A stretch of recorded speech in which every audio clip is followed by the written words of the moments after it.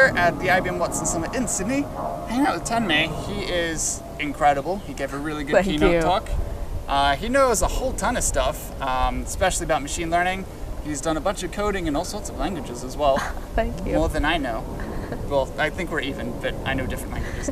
And he's also done a whole bunch of stuff with IBM Watson platform in particular. Today I'm going to get you to chat a whole bunch about a lot of things, but little bits of a lot of things. Sure. So firstly, tell everybody who you are.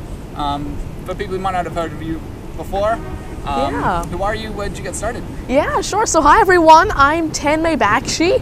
I'm in the 8th grade. I come from just outside of Toronto in Canada. And so in essence, I like to call myself a software and cognitive developer. I'm an algorithmist, I'm a YouTuber, an author, TEDx and keynote speaker, as well as an IBM Champion for Cloud and an Honorary IBM Cloud Advisor. And in general, I absolutely love to work with technology and especially machine learning technologies in lots of different fields like healthcare. Yeah, so you're going to have the same problem I have, where people ask you what you do, and you'd be like, I do so many things by this point. So I like that you've got to kind of cut down and put yourself an easy to remember title. That's good. Thank you. So the one main thing that I think a lot of people who are watching this right now are thinking is you are way younger than them, and you seem to know a lot more than they do about a lot of these things. And that's pretty cool because you got started programming when you were really young. And when you look back at that time, was there anything in particular? Was there your parents, mentors, anything in particular that they did that kind of spurred you on to get started? Was there anything that they did that you might encourage others to do to kind of spur on their kids, or even to spur on grown adults who literally should be learning something new to kind of give it a go? Yeah, sure. Now this actually ties into a few, I guess you could say, sort of tips that I have for really anybody, teachers or parents or really anybody to actually start and try and find, I guess you could say, the passion that their children have to try and sort of nurture that passion. Because like, for example, when I was 5 and when I originally started programming, the way this happened is, of course, I mean, my dad worked as a computer programmer at the time, and at 5 years old, you'd imagine that anything would fascinate a 5-year-old. And so especially computers, because just looking at the screen and looking at the colors change, my name being displayed on the screen, adding 2 numbers, really whatever it might be, the general fact that the computer is doing something was so fascinating. And I wanted to learn more about how it did that. And so essentially I had that sort of curiosity, and my dad was able to notice that, and he was able to help me nurture sort of that passion and actually provide the answers to my questions. So it's really only grew my curiosity. And eventually, once I started getting introduced to it little bit by little bit, every day I would just get deeper and deeper into it. And eventually, once I started using the internet and books as learning resources, once I had that start, I continued to work towards this. Now, and this also ties in a little bit of about the story that I have of how I actually originally found out about IBM Watson and got sort of linked with IBM. And it actually started in November of 2015, around 2.5 years ago. Cool. And so what happened is I was, just on YouTube, I was uploading YouTube videos, and I saw in my recommended pane a YouTube video about IBM Watson. It was a documentary about how it played Jeopardy. And so, of course, again, for an 11-year-old, that is still very fascinating. And the concept hooked me really immediately. And so once I found out more about this, and I started doing more research about IBM Watson, what it's doing nowadays, and so once I found out more about IBM Watson and how it's now a suite of tools and this set of APIs on Bluemix, I was absolutely fascinated. I created my first YouTube video about the service, about the service retrieve and rank in November of 2015, as I mentioned. However, that didn't really catch many people's attention, so I was experimenting with more services though, and so especially their document conversion service, retrieve and rank sister service, as you probably know. And so at the time it was an experimental. It was a relatively new service, or actually very new at the time. And so I was experimenting with it, and I found a demo in their online, a bug in their online demo. And so that bug was you give it a file, a PDF, and it would just return one big answer unit instead of many individual answer units. That's good start. You're already debugging IBM's code. Thank you. And so I submitted that to Stack Overflow, but still no attention. So I tweeted about the Stack Overflow question. That actually caught the attention of a few different IBMers who went ahead and looked at my YouTube videos about Watson and others.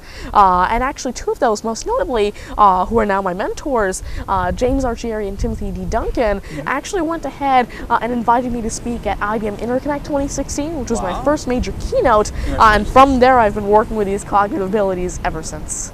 That is incredible. And that is definitely a story which many will be envious of, which is good. Thank you. You're doing well.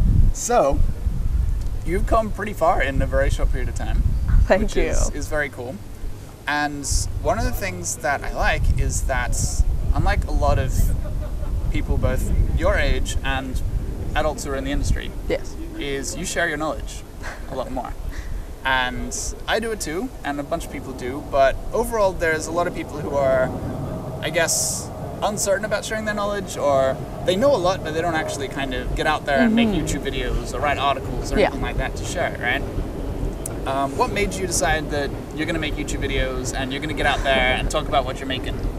And you see, this actually started off quite simply. So I was bored one day in 2011, Christmas Day of 2011, nothing much to do. I had my lunch, and so I said, okay, you know what, why not create a quick YouTube channel and create a YouTube video about this new Visual Basic app I created. I was around 7 at the time in 2011, and so I thought, okay, you know what, I've created this little application that allows you to copy files from one directory to another, so why not create a YouTube video about it? And that's actually how my YouTube channel began. Of course, a few things before that, like little terminal tricks with Mac and stuff like that, but that was sort of my first sort of real YouTube video. I showed people how to create a Visual Basic application, and eventually, of course, I got into things like SQL. I got into Microsoft's SQL servers and lots of other concepts like that. And once I got to that, and people started getting a little bit more attention to my channel, I started to realize, and especially in the past, I'd say 3 to 4 years, around 4 years ago, what happened is I started to realize there were a lot of people starting to contact me with lots of questions about their specific code, questions about my video, and I started to realize that there's a big lack of resources in the community. 100%. There's a big sort of knowledge gap. And so when people are trying to get into programming or they're trying to learn more about it, they're stuck. And so I realized that, I've already learned this much, and really whenever I continue to learn, why not share my knowledge about it? And the reason that's so powerful is not only am I sharing my knowledge with the community, I'm growing my own knowledge as I do this. Sure. And so what's happening is I'm able to create more open source code, people can contribute to it, that benefits my code, they're able to learn from the code, they can apply it. I just generally love sort of the concept of having, being able to share my knowledge in such ways and really being able to benefit other people as I do so. Very well said. So if you're watching this and you're not sharing your knowledge, if you're not getting out there, you don't have to make a YouTube video. If you're like, oh, filming stuff is hard. And blog post. Yeah, exactly. Yeah. Like, it's not that hard to quickly write up something and just be like, hey, this took me, 2-3 hours to work out, and if somebody had just written it in a blog post for me, I would have just, had it done in 5 minutes. Write that blog post, and then other people will kind of benefit, and you'll remember what you did because you actually wrote it down. Most of my knowledge is literally I have to look back at my blog post to remember why I did things. So it is very useful stuff to do, just for yourself as well as for others. Cool. So one of the things that you have a pretty good understanding of, that I'm starting to get an understanding of, as like secret knowledge. I'm actually doing a talk on this in like 2 weeks, so I'm going to be watching this video back and then, stealing how you explain it. Is neural networks, machine learning, that whole area. Right now, you even mentioned it in your keynote. Yes. Is that even to programmers who have been doing it for years, you take one look at neural networks and deep learning and artificial intelligence, everything, and it literally, like, for me at least, for like the first 30 minutes, hour, was like, I have no idea what they're talking about, and it is really crazy intimidating. Exactly. Yes. But the more you stick with it, the more it kind of starts to make sense. Exactly. I thought for people watching, how would you explain the absolute basics of neural networks? If somebody came to you and were like, hey, Tanmay, I've been reading online and I think I'm really smart, but it's just not sinking in for me. I don't understand what neural networks are. Yes. What's the simplest way that you'd explain it to them? Well, there are actually lots of different ways, and it really depends on the type of neural network that you're talking about, because as you know, there are lots of different types, and that itself intimidates a lot of people who are starting to get into neural networks. But out of all of these, there are some harder to learn about, some easier, convolutional, recurrent. But what I'd say is you should start off with the very basics, the very bare bones off of which everything else is based, the multi-layer perceptron neural network. Cool. Now that might sound a little bit intimidating just by the name, Totally. but just let's break it down into pieces. Multi-layer, many layers. Perceptron, individual neurons. Neural network, it's the concept, okay? And let's actually try and describe that a bit further. So now, let's imagine a simple, let's just say this, biological neural network. You as a human are powered by a big nervous system. Your brain is a big biological neural network. And this biological neural network has hundreds of billions of neurons, and they're interlinked in such a deep way that allow me to speak to you, you to see everything, and this consciousness is all There's a powered lot going on up there. by those neural networks. Exactly. And so, now just imagine taking this and converting it to a bunch of math and mapping it out onto a computer, except on a much smaller scale. Instead of, say, hundreds of billions, hundreds of neurons, okay? Just as an example. And now let's just say that you want to have this neural network take in two parameters, and you want it to simulate a function. Let's just say the XOR function, exclusive OR. So if both of the inputs are the same value, either both 0 or both 1, the output is a 0, or else, if they're both different, 1, 0 or 0, 1, then the output is a 1. Now, if you've worked with electronics, you know about this. And so, you want to build a neural network that can simulate this gate. How do you do it? Say that you've got a very simple neural network. 2 inputs, 3 hidden units, I'll talk about that in a minute, and 1 output. Now, essentially, all you need to know to start working with this neural network is that you give it input, it does some magic in the middle, and gives you output. Now, this magic that I'm talking about is something that us humans don't completely understand. We know that we've got a set of equations to calculate the values of these neurons in the middle, but we don't know what they mean. We don't know what values they like to convey. And so what we have to do is use, neural network theory and all these, primitive concepts still to try and understand. But I won't get into that right now. And so, in essence, what happens is, I'm not going to get into too much detail about this, but the way that I like to describe every neuron is that its value is equal to a sum of its activated inputs, or the activated sum of its weighted inputs. And what this means is that each neuron has individual inputs from other neurons. It's a network, quite literally. And so you take each input, you have a weight, which means how important that connection is.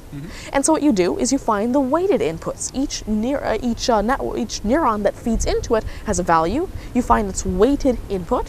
You find the sum of all those inputs, and you run it through an activation function, which normalizes the value from either -1 to 1 or 0 to 1.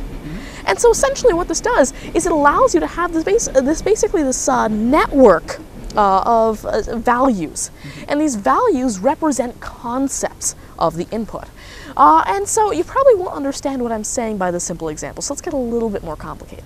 Sure. Now let's just say that you want to create a neural network that understands images of a school bus or a plane. Okay. So you've got, say, a 100 by 100 image, and you're feeding it into the neural network, and it tries to understand whether you've got a school bus or a plane in the image. Now in this case, you've got 100 times 100 inputs in your neural network. Let's say you've got 3 hidden units, 3 hidden layers, okay? And this means that you've got 2 outputs, either one for either a school bus or a plane. Now each hidden layer in the neural network is extremely intelligent. The way that we train them is just amazing. And the reason is, each layer essentially self-assigns a role to itself. For example, the first layer will start off with very simple concepts. It'll try and look for edges in the image, it'll try and look for curves, really simple, really well-defined concepts. The second layer will get a bit more abstract. It'll try and find some sort of rectangular shape, it'll try and find a plain sort of, dome sort of shape, that's a sort of round shape. And the third layer will get even more abstract. And it'll try and find specifically, say, an engine that's attached to a wing, or the school bus shape with tires. And it'll just get even more abstract the more layers you go down. And generally, The greatest part of these neural networks is how they're able to self-assign roles to each layer and how they're able to combine all of their outputs into one single, I guess you could say, probability matrix that represents the output of what it believes is, represented in the input. Yeah. And see, the reason it's so powerful, though, is because imagine this. Say you've got a neural network and you want to see, and you're creating a tic-tac-toe application, but you don't want the user to enter X or O. You just want them to draw an X or an O. Yes. Right now, if an X is even 1 pixel off for a computer, it's something entirely different. 100%. It's just not equal. But with a neural network, it's able to filter out all the noise and look at that signal, which is why it's so powerful. Excellent. And so, going off that example, right? Say somebody listening is like, that's really cool. I've got an idea at home, and I really want to be able to tell the difference between two images. Yeah. Or anything along those lines, right? Yeah. They want to work out numbers in images or something like Yeah. that, right? Is there a simple service that you'd recommend for them to get started on? Like, is there either, it doesn't have to be IBM Watson related. If it is, that's great too. There is, yeah. And kind of where would they go to get started? Even just like the bare basics. And kind of where do they go because they want to make it now themselves? Sure. Now, there are actually lots of different ways to get started with deep learning because developers have realized that there's a big barrier of entry to deep learning, and so they've built a lot of things to help other developers. And that's absolutely great. And a lot of it is open source, and I'll talk about that in a moment. Now, IBM Watson is actually one great way to get started. And the reason I say this is because Watson provides you a simple beginning to the actual concepts of deep learning before it brings you to the code. You're working with simple REST APIs and you start to understand how deep learning works in the back end before you actually start working with the code. You have that experience of it actually working before you coded it. Yeah. And so, what I'd recommend after you've worked with Watson, though, is don't use a deep learning API yet. Okay? Start off with some small custom code. I actually started off with a very simple Swift implementation of a neural network. It's not performance efficient whatsoever. It doesn't need to be. Okay? It's not memory efficient. It's not efficient whatsoever in any way. Yep. However, it works. It's able to run forward and backward propagation on a feed-forward neural network with n layers and n hidden size. So even though it's not perfect, it still gives you the general gist of what is going on. And then once you understand those algorithms, use a deep learning API. There's no point to coding in your own custom neural networks because, of course, when you're coding in your own custom neural networks, it's really pointless. Why not use this open source code that's been contributed to by thousands of people over the course of 6 to 7 years? Yeah. There's really no point. But then, once you start using those deep learning APIs, start out with, again, really simple concepts. XOR neural networks in Keras, for example. Keras is a great API to get started with deep learning. In fact, IBM Research has actually created a new project called DARVIZ that was a part of my keynote today. And so, thank you. And so, DARVIZ stands for, as I mentioned, Deep Augmented Representation, Visualization, and Verification of Deep Learning Models.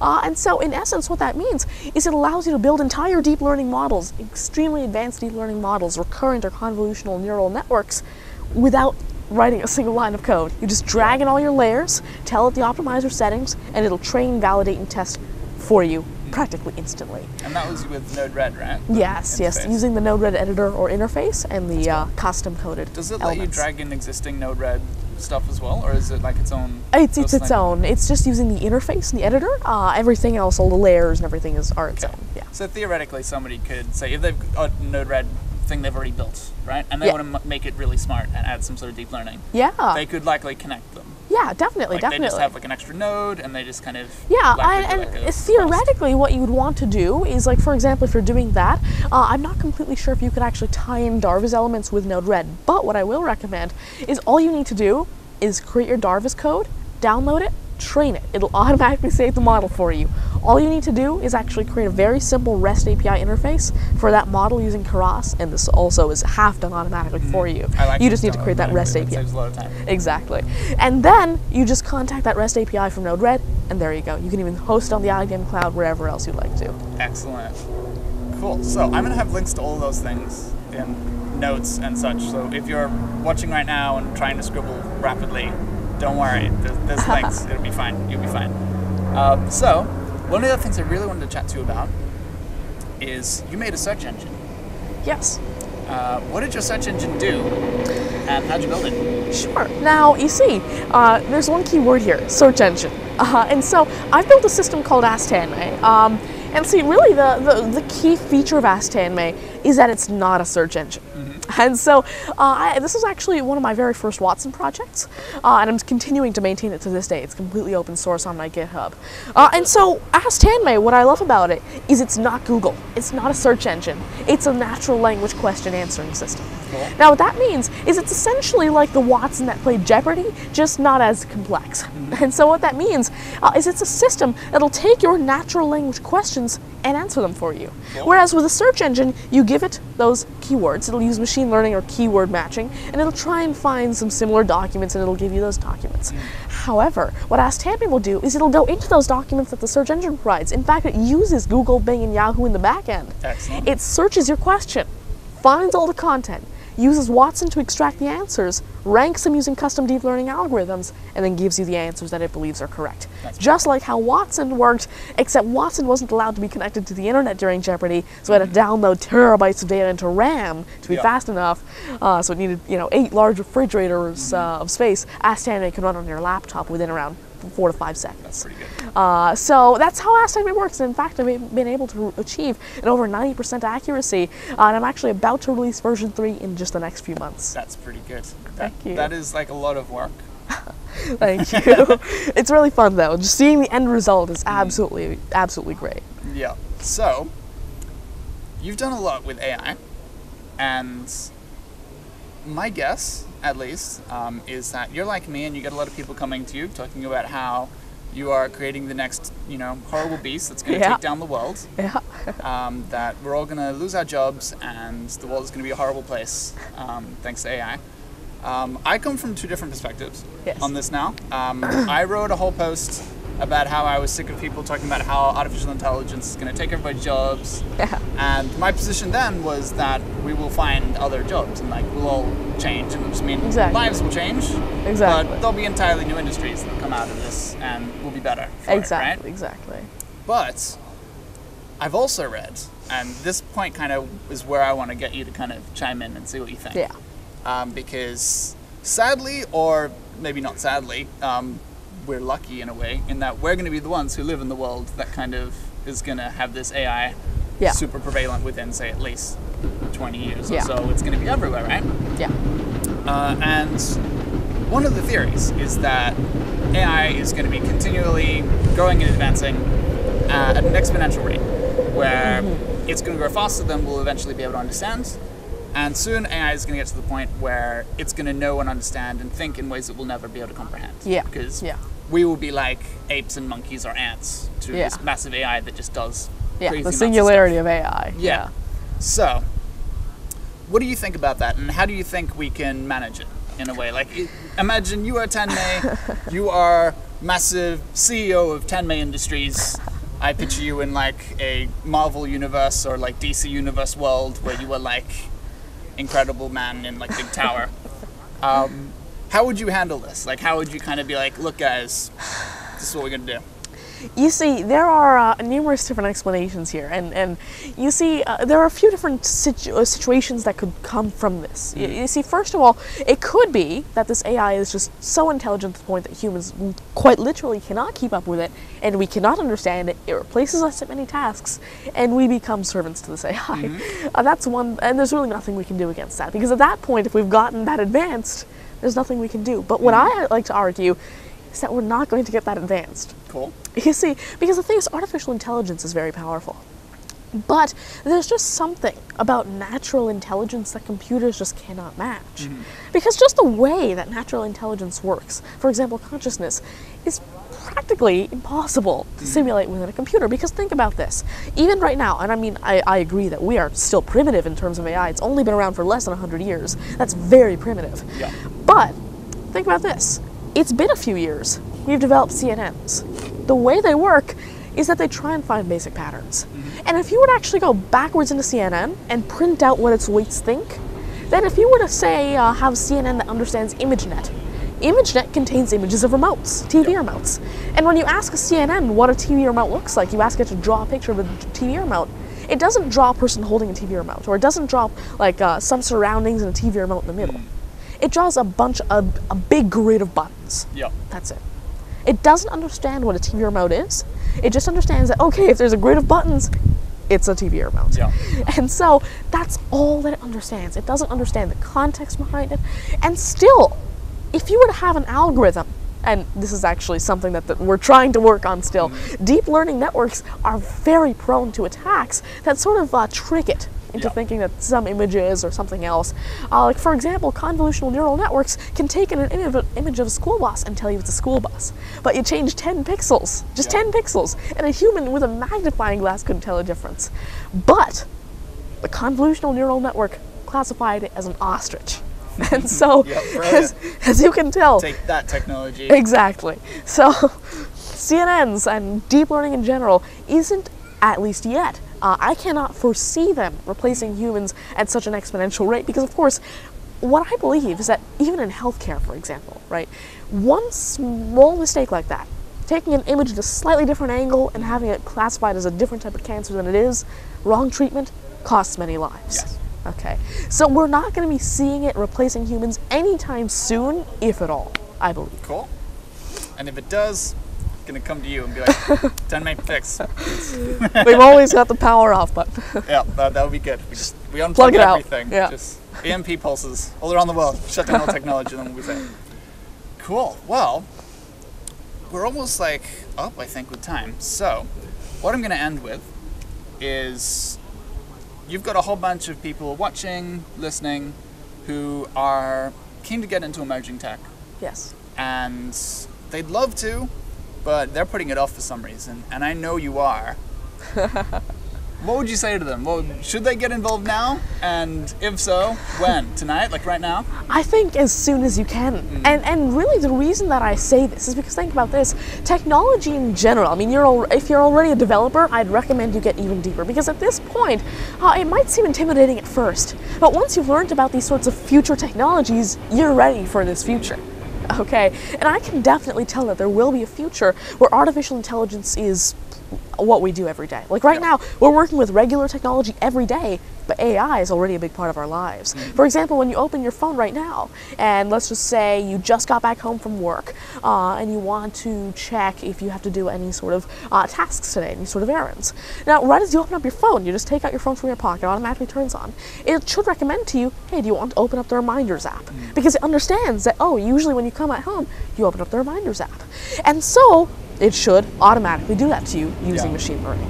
And so it's already such a big part of your life. Imagine once we start taking it seriously and actually start adopting to it, in the future, it's just going to get even bigger and even more important in our lives. And so I just truly do believe that once artificial intelligence does become that bigger part of our lives, it will become practically necessary that everybody gets involved with this sort of technology. Excellent. Thank you so much for your time, Tanmay. Thank you very much. Glad to be here. Where should people find you? Well, if you'd like to contact me, you can on really any social media, Twitter, at Tajymany, Tajymany, maybe you can edit that in.